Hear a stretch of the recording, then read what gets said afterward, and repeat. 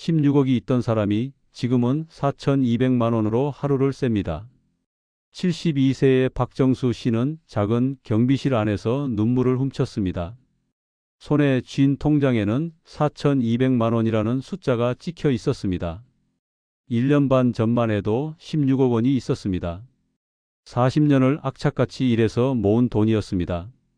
그는 평생 남들에게 이렇게 살면 된다고 말해온 사람이었습니다. 성실하게 원칙대로 한눈 팔지 말고 수천 명에게 그렇게 가르쳤습니다. 그런데 정작 자신은 노후에 모든 것을 잃었습니다. 대체 무슨 일이 있었던 걸까요? 평범하고 성실했던 한 남자가 어떻게 1년 반 만에 15억 원을 날릴 수 있었을까요? 이 놀라운 이야기의 전말이 궁금하시다면 잠시만 구독 버튼을 눌러주세요. 평범해 보이는 사람들의 숨겨진 이야기를 매일 전해드립니다. 알림 설정까지 해두시면 놓치지 않으실 수 있습니다. 모든 건 그가 은퇴하고 몇 달이 지났을 무렵부터 시작되었습니다. 완벽한 은퇴. 박정수 씨의 이야기는 그의 은퇴로부터 시작됩니다. 그는 40년을 한 분야에서 일했습니다. 25세에 시작해서 65세에 정년퇴직을 맞았습니다. 평생 성실함 하나로 살았습니다.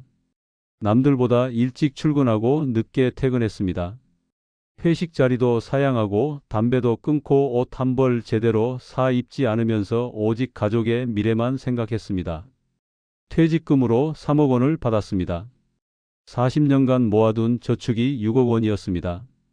서울에 살던 아파트를 처분하니 7억 원이 손에 들어왔습니다. 합치니 16억 원이었습니다. 통장에 16억이라는 숫자가 찍힌 걸 보고 그는 한참을 멍하니 바라봤습니다. 가난한 집안에서 태어나 야간 대학을 다니며 낮에는 일했습니다. 결혼 후에는 가족을 위해 단 한 번도 무리한 모험을 하지 않았습니다. 주말이면 부업을 하면서까지 한 푼 두 푼 모았습니다. 두 아이를 대학까지 보내고 결혼 자금도 보태줬습니다. 그 모든 과정을 거쳐 마침내 손에 쥔 돈이었습니다. 아내 이순자 씨는 눈시울을 붉히며 말했습니다. 당신 고생 많았어요. 이제 좀 쉬면서 살아요. 박정수 씨는 고개를 끄덕였습니다. 그는 평생 남들에게 이렇게 살면 된다고 말해온 사람이었습니다. 성실하게 꾸준히 원칙을 지키면서 그리고 자신도 그렇게 살아왔습니다. 이제 그 보답을 받을 차례라고 생각했습니다. 부부는 서울 아파트를 정리하고 지방 소도시로 이사했습니다. 전세 보증금 2억 원짜리 조용한 아파트였습니다. 나머지 14억 원은 은행 예금에 넣어뒀습니다. 국민연금 180만 원에 예금 이자까지 합치면 한 달에 400만 원이 넘었습니다.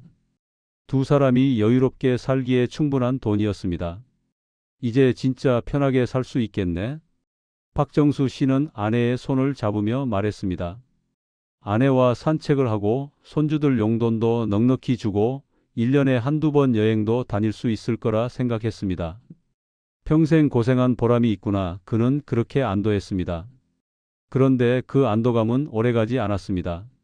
스며드는 불안. 은퇴 후 석 달이 지났습니다.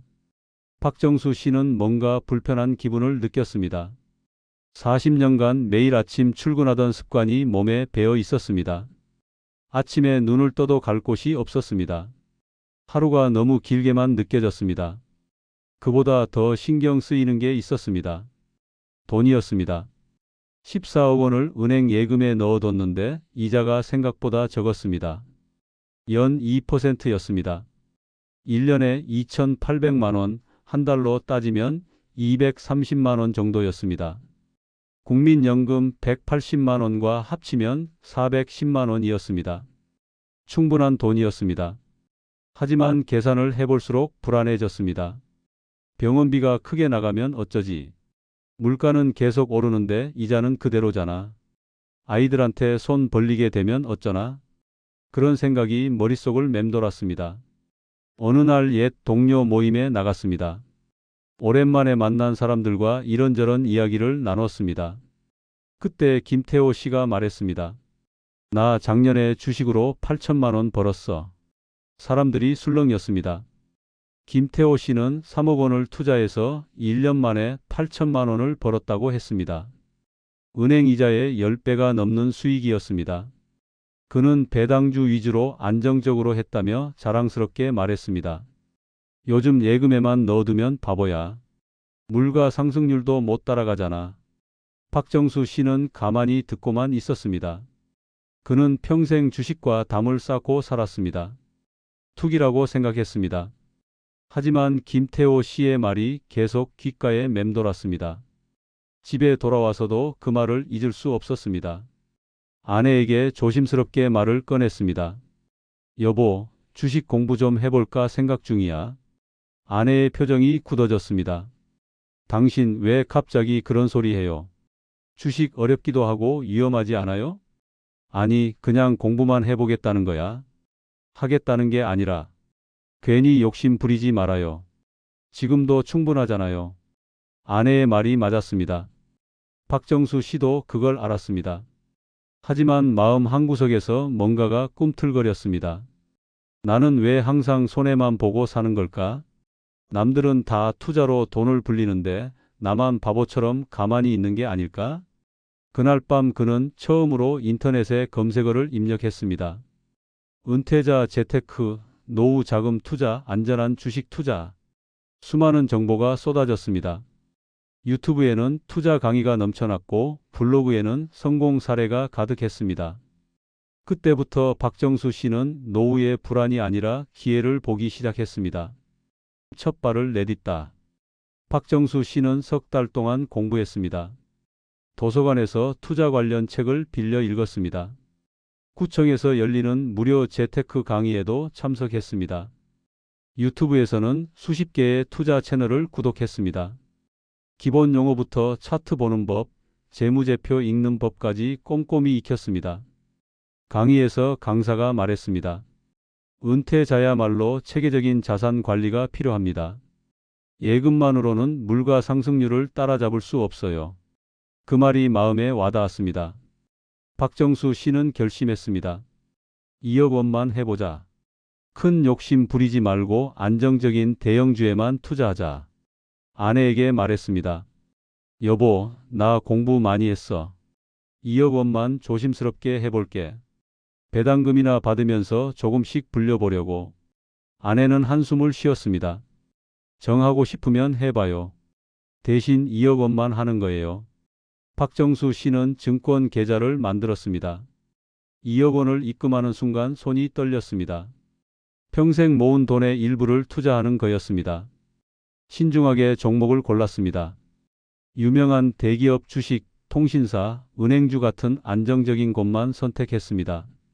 한 종목에 4천만 원씩 5개 종목에 분산 투자했습니다. 처음 며칠은 하루에도 몇 번씩 앱을 확인했습니다. 주가가 조금만 올라도 기뻤고 조금만 떨어져도 불안했습니다. 밤에 잠도 제대로 못 잤습니다. 한 달이 지났습니다. 수익률이 플러스 3%였습니다. 600만 원이 늘어난 겁니다. 석 달이 지나자 1000만 원이 넘었습니다. 그리고 6개월이 됐을 때 계좌를 확인해 보니 1800만 원이 늘어나 있었습니다. 배당금까지 합치면 9% 수익률이었습니다. 박정수 씨는 벅찬 기분이 들었습니다. 내가 해냈구나. 은행 이자의 4배가 넘는 수익을 냈구나. 동료 모임에서 자랑했습니다. 김태호 씨도 대단하다며 칭찬했습니다. 아내에게도 계좌를 보여줬습니다. 봐요, 내가 했잖아. 안전하게 잘하고 있다고. 아내도 놀라워했습니다. 그러면서도 당부했습니다. 그래도 조심해서 해요. 박정수 씨는 알았다고 대답했습니다. 하지만 마음속 깊은 곳에서는 다른 생각이 피어나고 있었습니다. 2억으로 6개월 만에 1,800만 원을 벌었으니 4억을 넣으면 3,600만 원을 벌 수 있지 않을까? 그때부터 틀릴 리 없다는 확신이 싹트기 시작했습니다. 점점 커지는 판. 박정수 씨는 투자금을 늘리기로 결심했습니다.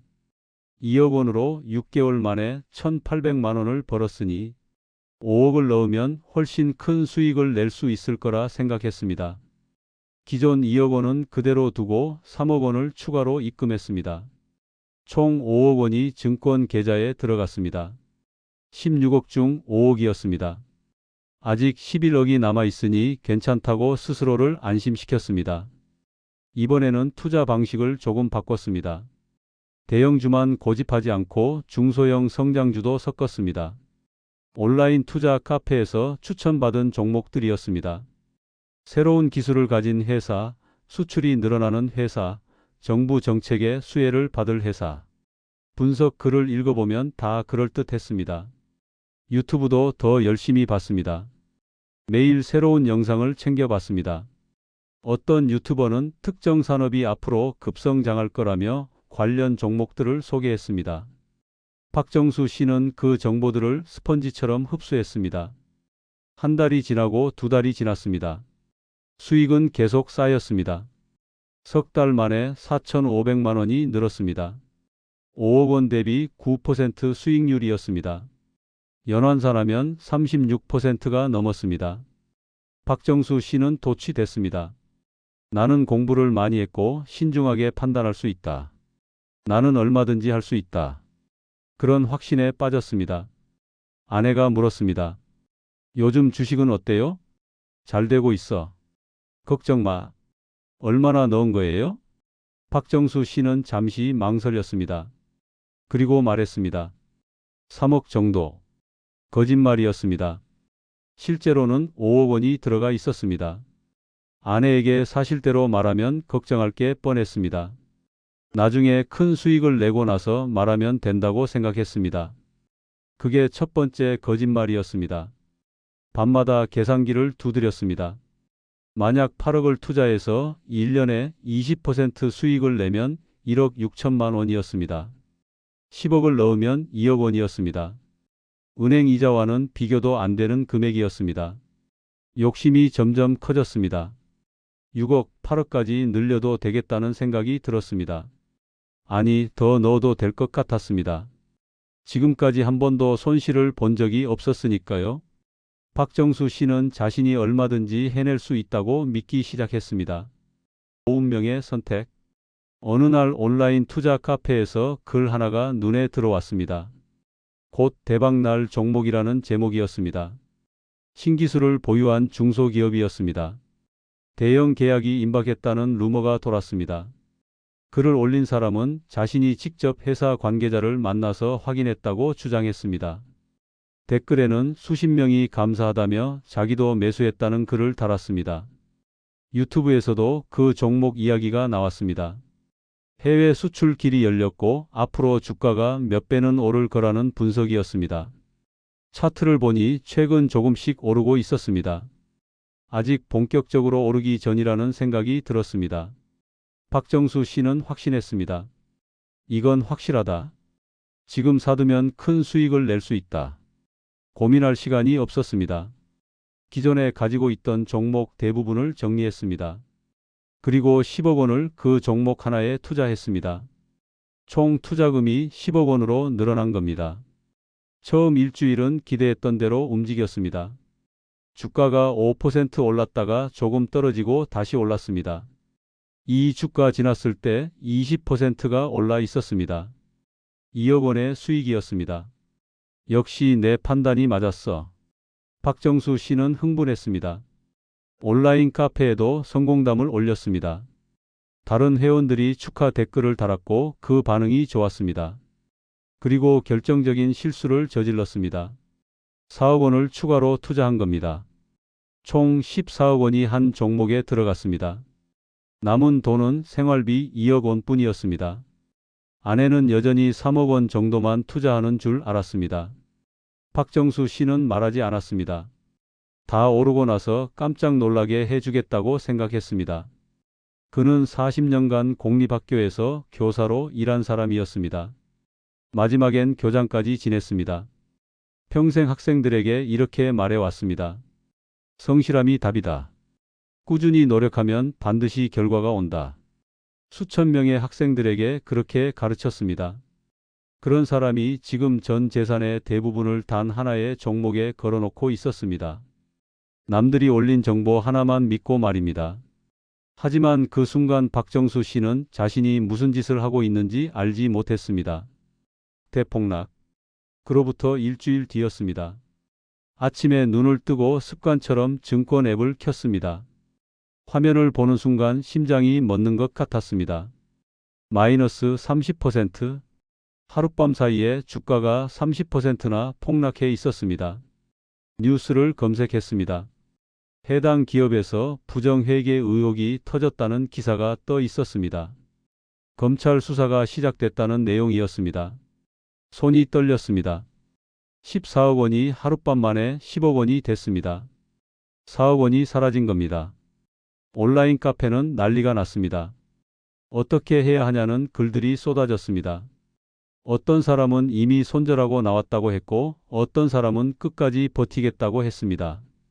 처음에 그 종목을 추천했던 사람은 게시글을 삭제하고 사라졌습니다. 박정수 씨는 팔 수가 없었습니다.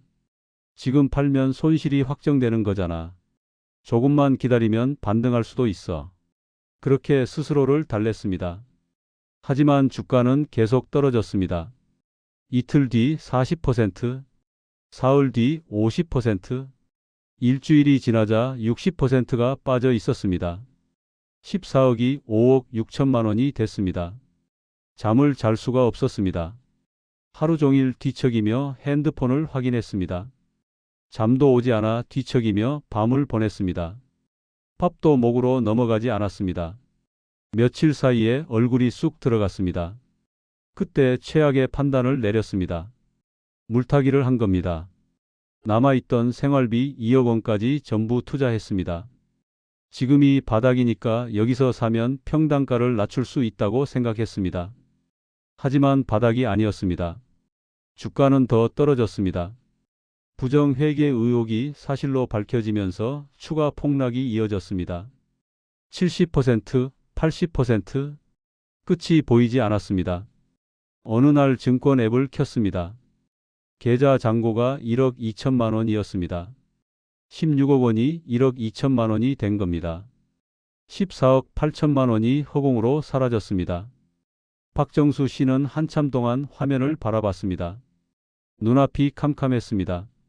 파란색 마이너스 숫자들이 그를 비웃는 것 같았습니다. 40년을 악착같이 모은 돈이 1년도 안 돼서 사라졌습니다. 더 이상 숨길 수 없었습니다. 아내에게 말해야 했습니다. 고백과 붕괴.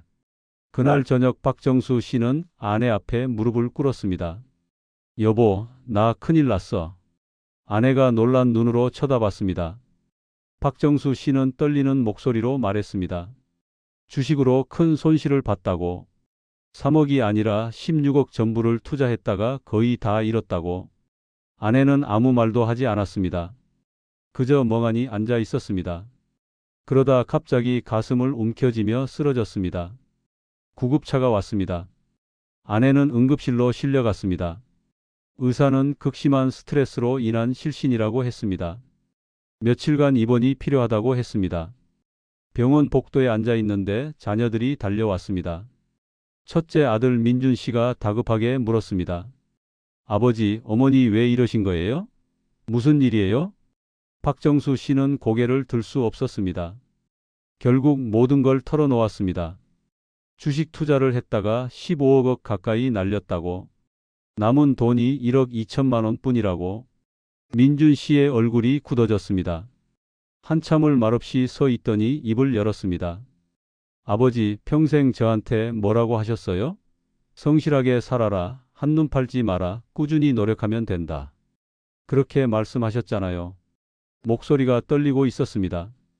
근데 아버지가 제일 큰 거짓말쟁이셨네요. 그 말이 가슴에 박혔습니다. 박정수 씨는 아무 대답도 할 수 없었습니다. 둘째 딸 수진 씨는 울먹이며 말했습니다. 아버지, 제가 도와드릴게요. 돈 좀 보태드릴게요. 박정수 씨는 고개를 저었습니다. 이미 충분히 폐를 끼쳤는데 더 이상 짐이 되고 싶지 않았습니다. 아내는 일주일 만에 퇴원했습니다. 하지만 예전 같지 않았습니다. 말수가 줄었고 눈빛의 생기가 사라졌습니다. 박정수 씨와 눈도 잘 마주치지 않았습니다. 병원비로 3,500만 원이 나갔습니다. 살던 전세집을 빼고 더 작은 임대 아파트로 이사해야 했습니다. 이사 비용으로 1,500만 원이 들었습니다. 그 후 6개월 동안 생활비로 2,800만 원이 빠져나갔습니다. 1억 2천만 원이던 돈이 4,200만 원이 됐습니다. 16억 원으로 시작한 노후가 4,200만 원으로 끝났습니다. 남은 삶. 지금 박정수 씨는 72세입니다. 지방 소도시의 작은 임대 아파트에서 살고 있습니다. 남은 돈은 4,200만 원입니다. 그는 아파트 경비로 일하고 있습니다. 월급은 170만 원입니다. 주 6일 근무에 하루 12시간씩 일합니다. 40년간 교단에 섰던 사람이 이제 경비실에 앉아 택배를 받고 차량을 통제합니다. 아내도 일을 시작했습니다. 근처 마트에서 계산대 파트타임을 합니다. 하루 4시간씩 일하고 월 80만 원을 법니다. 건강이 온전치 않은데도 집에만 있으면 우울하다며 나갑니다. 둘이 버는 돈을 합치면 월 250만 원입니다. 국민연금까지 합치면 430만 원이 됩니다. 생활은 됩니다. 하지만 예전과는 다릅니다. 저녁에 집에 돌아오면 아내와 마주 앉습니다. 할 말이 없습니다. 밥 먹었냐, 약 먹었냐 그런 말만 오갑니다. 아내의 눈빛에는 아직도 원망이 남아 있습니다. 자녀들과의 관계도 예전 같지 않습니다. 명절에 만나도 어색합니다. 손주들을 봐도 마음껏 용돈을 줄 수 없습니다. 가장으로서의 위엄은 이미 사라졌습니다. 밤마다 후회가 밀려옵니다. 그때 아내 말을 들었어야 했는데, 2억 원 벌었을 때 거기서 멈췄어야 했는데, 왜 그렇게 욕심을 부렸을까? 거울을 보면 늙은 얼굴이 보입니다. 1년 반 사이에 머리가 하얗게 샜습니다. 주름은 깊어지고 눈빛은 생기를 잃었습니다. 아내도 많이 늙었습니다. 제 잘못으로 아내까지 이렇게 만들었다는 게 너무 미안합니다. 박정수 씨는 평생 학생들에게 말했습니다. 정직과 성실함이 답이다. 한눈 팔지 말고 꾸준히 노력하면 반드시 좋은 결과가 온다. 수천 명에게 그렇게 가르쳤습니다. 그런데 정작 자신은 그 말을 지키지 못했습니다. 노후의 욕심에 눈이 멀어 모든 것을 잃었습니다. 결국 자신이 가장 큰 거짓말쟁이가 됐습니다. 여러분께 간곡히 부탁드립니다. 노후 자금은 절대 한 곳에 몰아넣지 마십시오. 작은 성공에 취하지 마십시오. 남의 말만 믿고 따라가지 마십시오. 가족에게 솔직하십시오. 16억이 있던 사람이 지금은 후회만 남아 하루를 셉니다. 제 실수가 여러분께 교훈이 되길 바랍니다. 욕심을 버리세요. 그게 가장 확실한 길입니다. 사연은 여기까지입니다. 더 많은 이야기를 듣고 싶다면 구독과 좋아요는 사랑입니다. 감사합니다.